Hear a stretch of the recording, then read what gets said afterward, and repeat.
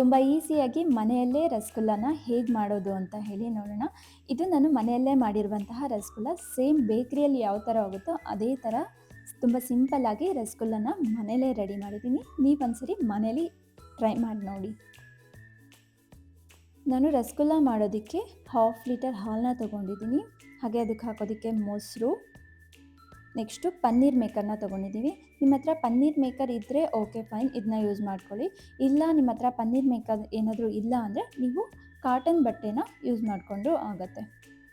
ನಾನು ಪನ್ನೀರ್ ಮೇಕರ್ ಇರೋದ್ರಿಂದ ಪನ್ನೀರ್ ಮೇಕರ್ನ ಯೂಸ್ ಮಾಡ್ಕೊಂಡಿದ್ದೀನಿ. ನೆಕ್ಸ್ಟ್ ನಾನು ಈ ಹಾಲನ್ನು ನೀಟಾಗಿ ಕಾಯಿಸ್ಕೊಳ್ಬೇಕಾಗುತ್ತೆ.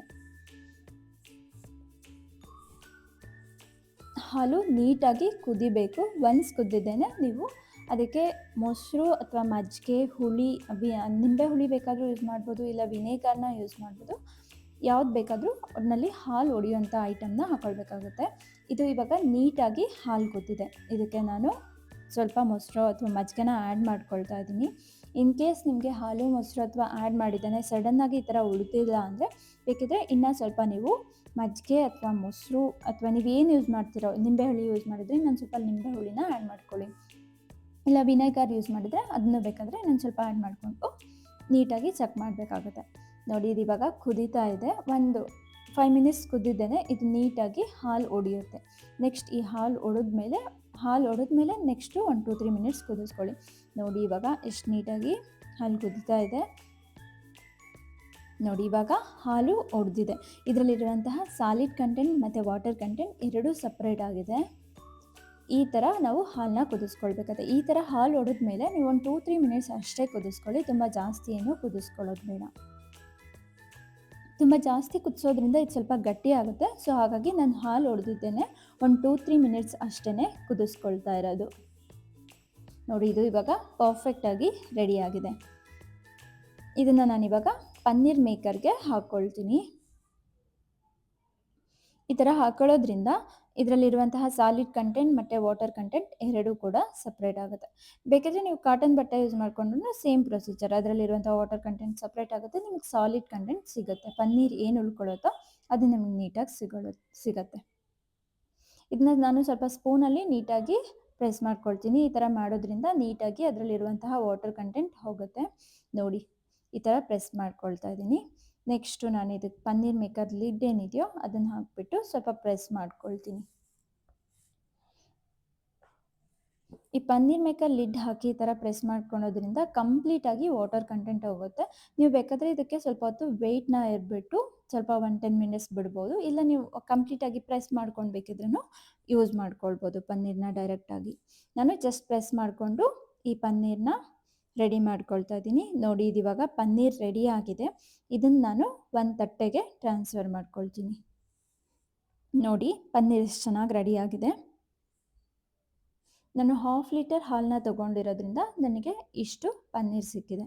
ನಿಮಗಿಲ್ಲ ಜಾಸ್ತಿ ಕ್ವಾಂಟಿಟಿ ಬೇಕು ಅಂತ ಹೇಳಿದ್ರೆ ನೀವು ಸ್ವಲ್ಪ ಜಾಸ್ತಿ ಹಾಲನ್ನ ಯೂಸ್ ಮಾಡ್ಕೊಳ್ಬೇಕಾಗತ್ತೆ. ನೋಡಿ ಇದಿವಾಗ ಪನ್ನೀರ್ ರೆಡಿ ಆಗಿದೆ. ಇದನ್ನು ನಾನು ಚಪಾತಿ ಹಿಟ್ಟಿನ ಹದಕ್ಕೆ ನೀಟಾಗಿ ನಾದ್ಕೊಳ್ಬೇಕಾಗುತ್ತೆ. ಇದಿವಾಗ ಈ ಥರ ಸಪ್ರೇಟ್ ಇರೋದ್ರಿಂದ ಸಾಲಿಡ್ ಕಂಟೆಂಟು ಇದನ್ನು ನೀಟಾಗಿ ಎಷ್ಟು ಚೆನ್ನಾಗಿ ನಾದ್ಕೊಳ್ತೀವೋ ಅಷ್ಟು ಒಳ್ಳೆಯದು. ಈ ಥರ ನಾನು ನೀಟಾಗಿ ಈ ಪನ್ನೀರ್ನ ನಾದ್ಕೊಳ್ತಾ ಇದ್ದೀನಿ. ಸೇಮ್ ಚಪಾತಿ ಹಿಟ್ಟು ಯಾವ ಥರ ಇರುತ್ತೋ ಆ ಥರ ನೀವು ಈ ಹಿಟ್ಟನ್ನು ಮಾಡ್ಕೊಳ್ಬೇಕಾಗತ್ತೆ. ನೋಡಿ ಈ ಥರ ಕೈಯಲ್ಲಿ ನೀಟಾಗಿ ನಾದ್ಕೊಳ್ತಾ ಇದ್ದೀನಿ. ಇದಿವಾಗ ನೀಟಾಗಿ ಚಪಾತಿ ಹಿಟ್ಟಿನ ಹದಕ್ಕೆ ಬಂದಿದೆ. ನೋಡಿ ಎಷ್ಟು ಚೆನ್ನಾಗಾಗಿದೆ. ಇದರಿಂದ ನಾನು ರಸಗುಲ್ಲ ಉಂಡೆಗಳನ್ನ ರೆಡಿ ಮಾಡ್ಕೊಳ್ತೀನಿ. ಕೈಯಲ್ಲೇ ಈ ಥರ ನೀಟಾಗಿ ಉಂಡೆಗಳನ್ನ ಕಟ್ಕೊಳ್ಬೇಕು. ಈ ಉಂಡೆಗಳಲ್ಲಿ ಬಿರುಕಿರಬಾರ್ದು. ಆ ಥರ ನೀಟಾಗಿ ಉಂಡೆಗಳನ್ನ ಕಟ್ಕೊಳ್ಬೇಕು. ನೀವು ತುಂಬ ದೊಡ್ಡ ಸೈಜ್ ಉಂಡೆಗಳನ್ನ ಮಾಡೋದು ಬೇಡ.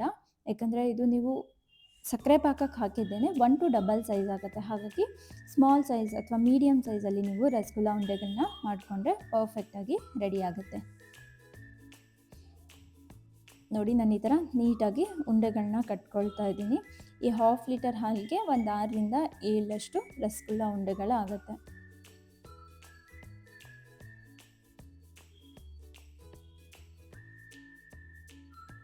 ನೋಡಿ ಇವಾಗ ನಾನು ನೀಟಾಗಿ ಉಂಡೆಗಳನ್ನ ಕಟ್ಕೊಂಡಿದ್ದೀನಿ.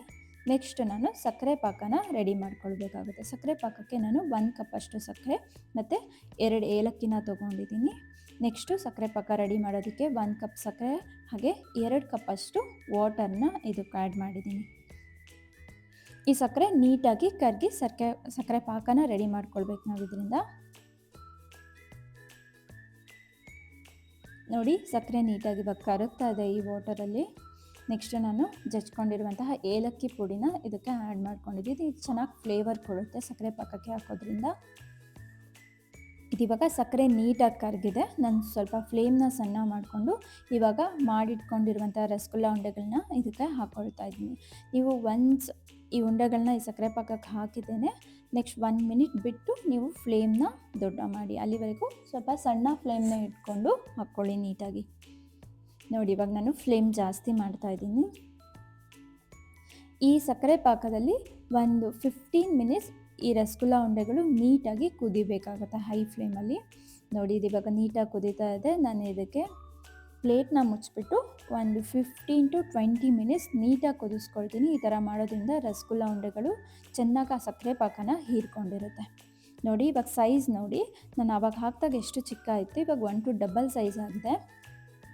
ಇಷ್ಟು ಮಾಡಿಕೊಂಡ್ರೆ ಪರ್ಫೆಕ್ಟಾಗಿ ಮನೇಲಿ ರಸಗುಲ್ಲ ರೆಡಿಯಾಗಿರುತ್ತೆ. ಸೇಮ್ ಸ್ಟೆಪ್ಸ್ನ ಫಾಲೋ ಮಾಡಿಕೊಂಡು ನೀವು ಒಂದ್ಸರಿ ಮನೇಲಿ ಟ್ರೈ ಮಾಡಿ ನೋಡಿ, ತುಂಬ ಚೆನ್ನಾಗಿರುತ್ತೆ. ಸೇಮ್ ಬೇಕ್ರಿಯಲ್ಲಿ ಯಾವ ಥರ ಟೇಸ್ಟ್ ಇರುತ್ತೋ ಅದೇ ಥರ ಈ ರಸಗುಲ್ಲ ಉಂಡೆಗಳು ಇರುತ್ತೆ. Thank you.